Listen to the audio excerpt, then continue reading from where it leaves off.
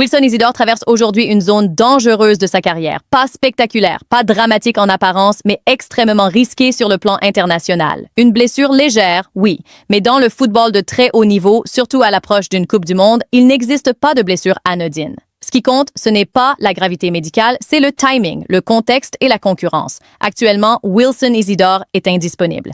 Il a manqué un match important avec Sunderland, notamment face à Tottenham, en raison d'un souci physique officiellement qualifié de léger. Pourtant, ce mot « léger » cache une réalité bien plus lourde pour son avenir international. Parce que le problème n'est pas seulement d'être blessé. Le problème, c'est d'être blessé au mauvais moment, dans la mauvaise position hiérarchique, avec le mauvais statut.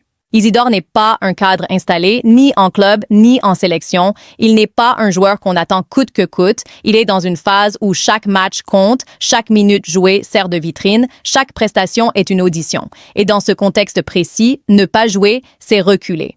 Le football international moderne fonctionne sur un principe simple. La sélection récompense la disponibilité, la régularité et l'impact immédiat. Les sélectionneurs n'anticipent plus. Ils constatent. Ils ne sélectionnent pas un potentiel en convalescence, ils prennent un joueur opérationnel, prêt, performant, visible. Une blessure, même courte, coupe ce lien essentiel entre le joueur et la dynamique compétitive. Pour Wilson Isidore, le problème est double. D'abord, il perd du rythme. Ensuite, il perd de la visibilité. Et dans un environnement comme celui de Sunderland, où la concurrence offensive est réelle, personne n'attend un joueur blessé. Le football de club avance sans pause. Quand un joueur sort, un autre prend sa place. Et si ce dernier performe, la hiérarchie change sans état d'âme. Or, Isidore avait besoin de continuité. Il avait besoin d'enchaîner. Il avait besoin de statistiques, de buts, de matchs références. Pas de repos forcé, pas de silence, pas de communiqués médicaux. Chaque semaine sans jouer est une semaine où il disparaît des radars décisionnels.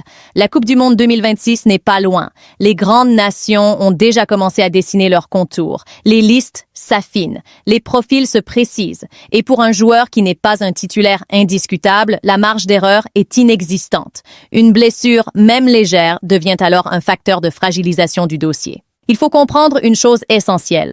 La Coupe du Monde se gagne avant la Coupe du Monde. Elle se gagne dans les saisons précédentes, dans la capacité à être présent quand les autres tombent, à performer quand les autres doutent.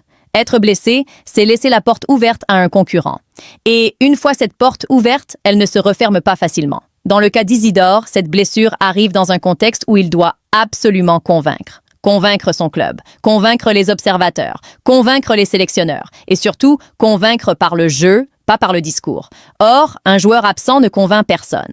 Le football est cruel, mais logique. Les sélectionneurs préfèrent un joueur moyen mais disponible à un joueur talentueux mais incertain physiquement, parce que la fiabilité est devenue une qualité majeure. Une blessure répétée, même mineure, installe un doute sur la capacité à enchaîner, un doute sur la résistance au très haut niveau, un doute sur l'investissement corporel. Isidore ne peut pas se permettre ce doute. Il n'a pas ce luxe. Il n'est pas un intouchable. Il est encore dans la catégorie des joueurs observés, évalués, comparés, et dans cette catégorie, chaque absence est un point en moins. Autre élément fondamental, la pression du calendrier. Les saisons avant un mondial sont décisives. Ce sont elles qui forgent la confiance des staffs. Ce sont elles qui construisent les automatismes. Un joueur blessé rate non seulement des matchs, mais aussi des opportunités de s'installer mentalement et sportivement dans un projet. Et pendant qu'Isidore se soigne, d'autres jouent, d'autres marquent, d'autres progressent. Le football ne s'arrête jamais pour attendre quelqu'un. C'est une course permanente. Et dans une course, s'arrêter, même brièvement, peut suffire à perdre le peloton. Il y a aussi un aspect psychologique. Une blessure, même légère, casse une dynamique personnelle. Elle oblige à revenir prudemment, à retrouver des sensations, à reconquérir une place. Ce temps de réadaptation est rarement pris en compte par le grand public, mais il est déterminant. Or, le calendrier international ne laisse pas de place à la réadaptation lente. Si Isidore ne revient pas vite, s'il ne rejoue pas immédiatement à haut niveau, s'il ne marque pas rapidement, alors son dossier mondialiste devient fragile. Pas impossible, mais fragile. Et dans le football de sélection, un dossier fragile est souvent laissé de côté au profit d'un dossier solide. Cette blessure met donc Isidore face à une urgence silencieuse, une urgence de retour, une urgence de performance, Une urgence de clarté, parce que le Mondial 2026 ne fera pas de place aux joueurs absents, hésitants ou en reconstruction. La question n'est pas de savoir s'il est talentueux. La question est de savoir s'il sera prêt, visible et décisif au bon moment. Et aujourd'hui, cette blessure complique sérieusement cette équation. S'il se rétablit vite et revient fort, le danger sera écarté. S'il traîne, s'il rechute ou s'il revient sans impact, alors le train du Mondial peut passer sans lui. Maintenant, nous verrons pourquoi cette blessure arrive au pire moment stratégique, comment la concurrence internationale joue contre lui et pourquoi le football ne pardonne pas les retards de timing à l'approche d'une Coupe du Monde. Wilson Isidore n'est pas blessé dans le confort d'un statut sécurisé, il est blessé dans une zone de fragilité maximale et c'est là que réside le vrai danger pour son avenir mondialiste, car le football international ne juge pas les intentions mais les contextes, et le contexte actuel d'Isidore est défavorable sur plusieurs plans à la fois. D'abord parce qu'il n'est pas installé durablement comme titulaire indiscutable en club, ensuite parce qu'il ne fait pas partie d'un noyau dur en sélection A, et enfin parce que la période actuelle est précisément celle où les décisions silencieuses commencent à se prendre en vue de 2026. Même si elles ne sont pas encore rendues publiques, les grandes compétitions se préparent toujours 2 ans avant dans l'esprit des sélectionneurs, et chaque absence est une ligne de moins dans le dossier d'un joueur.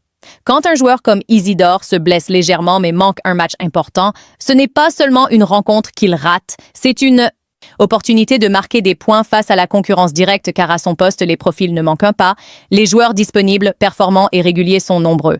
Et le football moderne privilégie les certitudes au pari, surtout à l'approche d'un mondial où chaque sélectionneur cherche à réduire le risque au maximum.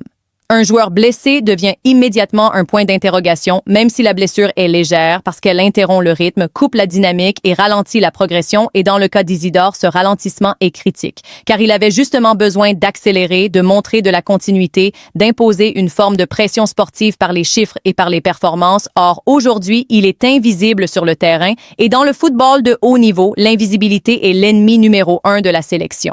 En parallèle, le calendrier avance sans attendre, les compétitions s'enchaînent, les autres joueurs accumulent du temps de jeu, charment de la confiance et de l'impact. Et pendant ce temps, Isidore doit gérer une phase de récupération, puis une phase de retour progressif, puis une phase de remise à niveau, ce qui signifie concrètement plusieurs semaines sans garantie de rendement immédiat, et c'est précisément ce que les sélectionneurs veulent éviter à l'approche d'un grand tournoi.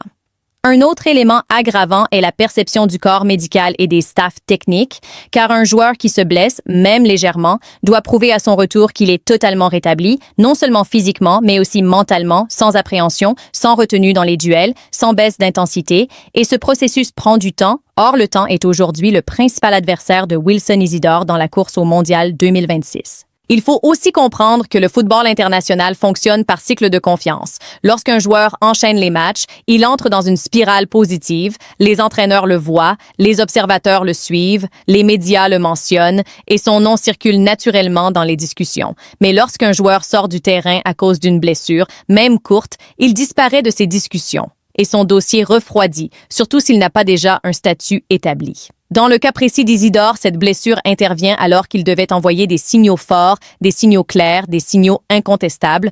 Or, aujourd'hui, le signal envoyé est celui d'une absence. Et dans un environnement ultra concurrentiel, l'absence est toujours interprétée comme une faiblesse potentielle, même si elle ne l'est pas réellement sur le plan médical. Il y a également un facteur stratégique majeur, à savoir que les sélectionneurs, à l'approche d'un mondial, privilégient les joueurs capables d'enchaîner plusieurs matchs sans interruption, capables de supporter la charge physique et mentale d'un tournoi court mais intense, et chaque blessure, même mineure, alimente le doute sur cette capacité d'enchaînement, surtout pour un joueur qui n'a pas encore fait ses preuves à ce niveau précis.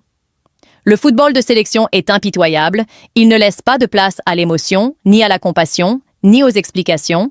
Il repose uniquement sur un critère central, la disponibilité immédiate et la performance constante. Et dans ce cadre-là, Isidore est aujourd'hui en retard, non pas par manque de talent, mais par accumulation de petits signaux négatifs dont cette blessure fait désormais partie. Un autre aspect souvent négligé est l'impact médiatique, car les joueurs sélectionnés pour une Coupe du Monde sont aussi ceux dont le nom circule, dont le visage est associé à des performances récentes, et une blessure coupe cette exposition, fait disparaître le joueur de l'actualité sportive et laisse la place à d'autres profils plus visibles, plus actifs, plus présents dans l'esprit collectif. La réalité est donc simple mais brutale. Si Wilson Isidore ne revient pas très vite, s'il ne rejoue pas immédiatement avec intensité, s'il ne marque pas ou ne se montre pas décisif dans les semaines qui suivent son retour, alors son dossier pour la Coupe du Monde 2026 deviendra secondaire, non pas officiellement, mais dans la hiérarchie mentale des décideurs. Et une fois qu'un joueur devient secondaire, il est extrêmement difficile de redevenir prioritaire. Un mondial ne se prépare pas avec des joueurs en reconstruction, il se prépare avec des joueurs prêts, solides, constants et fiables. Et aujourd'hui, Isidore doit prouver qu'il peut redevenir tout cela en un temps très court, ce qui est une pression énorme, surtout après une blessure, même légère, car le moindre retard, la moindre rechute, la moindre prestation moyenne peut suffire à fermer définitivement la porte. Il faut donc être clair, cette blessure n'est pas grave médicalement, mais elle est lourde sportivement, parce qu'elle arrive au pire moment, dans la pire phase de sa trajectoire internationale, et parce qu'elle oblige Isidore à courir après le temps alors que d'autres avancent sans obstacle. La Coupe du Monde 2026 ne se jouera pas sur la réputation, ni sur le potentiel, ni sur les promesses passées. Elle se jouera sur l'état de forme, la régularité et la capacité à être décisif au moment précis où les décisions finales seront prises. Et à l'instant présent, Wilson Isidore est en retard dans cette course. Non pas définitivement, mais dangereusement. S'il se rétablit rapidement, s'il revient plus fort, s'il transforme cette blessure en moteur de performance, alors il peut encore inverser la tendance. Mais s'il tarde, s'il subit, s'il laisse le doute s'installer, alors cette blessure, pourtant légère sur le papier, pourrait devenir l'un des tournants silencieux qui expliquent son absence au Mondial 2026. La situation de Wilson Isidore est aujourd'hui limpide. Sa blessure est légère, mais le moment est extrêmement mal choisi. À l'approche de la Coupe du Monde 2026, chaque match compte, chaque apparition pèse et chaque absence affaiblit un dossier déjà fragile. Dans un football de sélection où la régularité et la disponibilité priment sur le potentiel, Isidore n'a plus le luxe d'attendre.